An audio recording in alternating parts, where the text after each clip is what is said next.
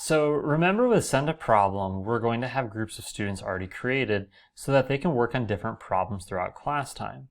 The way I like to think about this as an instructor is think about how maybe you've had students work and go to different stations to complete specific tasks. This is a way to do that without the students having to get up and move around in your classroom. Let them use their devices to work on these tasks together. So we can still use the same channel function like we talked about for the previous activities earlier. So we have Group Blue here. You'll notice in Group Blue, they have the ability to share files with one another. So they can upload files here if they wish. Okay, this is a way for them to communicate. They can attach items using this icon right here. They can also meet with each other too. So if you have some students that are face-to-face in class, but you have someone else that maybe is in another space or has to be at home for some reason, this is a way for them to all be able to see each other. Okay, so one way that you could really step up this assignment would be using an app called Adobe Spark Post. This would allow the students to be able to build graphical elements that they could share with each other to show maybe how they came up with a solution in terms of the steps or even the final product. So let's take a look at that on the right-hand side of the screen here. Okay, so Adobe Spark is a freely available app for our students. And what they would do is they would log in with an education account using the login text at the bottom. So with this one, I'm going to use my personal account. And part of the reason I wanted to use this is because some of your students may actually already have their own Adobe account. I would strongly recommend to them that they use the company or school account option that's seen here instead of their personal account. There's certain features that are available with the company or school account that are not available with the personal account.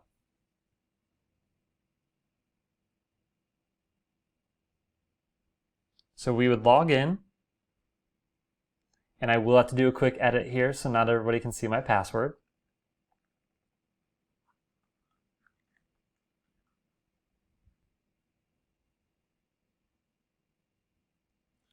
Okay, so now we're inside of Adobe Spark.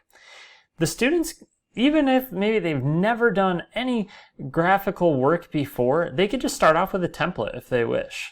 So maybe I go to school. And then, let's see, let's go for chess team.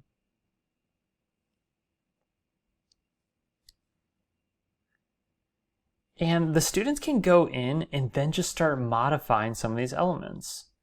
So go Group Blue, okay? And then they can start adding all sorts of information here. They can bring in their own graphics if they wish to. A lot of neat things can be done. When they're done, they can go to the top right-hand corner, and that will allow it so that they can find out, do they want a solid colored background or do they want it to be transparent, meaning that it's clear. So I'm going to click solid color. And then I could maybe save that image.